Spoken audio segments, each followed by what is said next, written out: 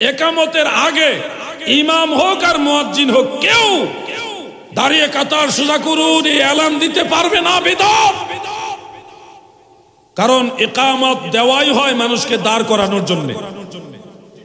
এখন ইকামতের আগেই যদি মানুষদেরকে আপনি এলান করে দাঁড়া করায় দেন, তাহলে একামত কেন দিলেন? একামতটা নিরর্থক হয়ে গেল না? একামত দেওয়া হয় মানুষকে নামাজের জন্য দাঁড় করানোর উদ্দেশ্যে। এখন একামতের আগে আপনি বললেন দাঁড়ায় কাতার সোজা করুন, তাহলে একামত কেন দিলেন? নবীজি সাল্লাল্লাহু আলাইহি ওয়াসাল্লাম এবং সাহাবায়ে কেরামের সুন্নাহর মধ্যে একামতের আগে দাঁড়িয়ে কাতার সোজা করুন এই ধরনের এলান দেওয়ার কোনো সিস্টেম ছিল না।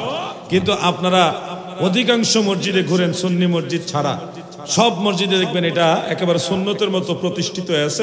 অরিজিনাল এটা হলো বিদআত। সুন্নত তরিকা হলো ইমাম মুক্তাদি সবাই মসজিদে জামাতের সময় বসে থাকবে, মুয়াজ্জিন একামত দিবে, যখন হাইয়া আলাস সালাহ বলবে তখন ইমাম মুক্তাদি সবাই নামাজের জন্য দাঁড়াবে। এটা হলো সুন্নত।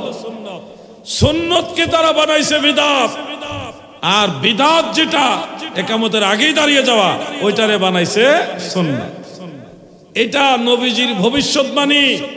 ও যুবক ভাইরা, কথাগুলি তোমরা বিরক্তির মতো নিও না।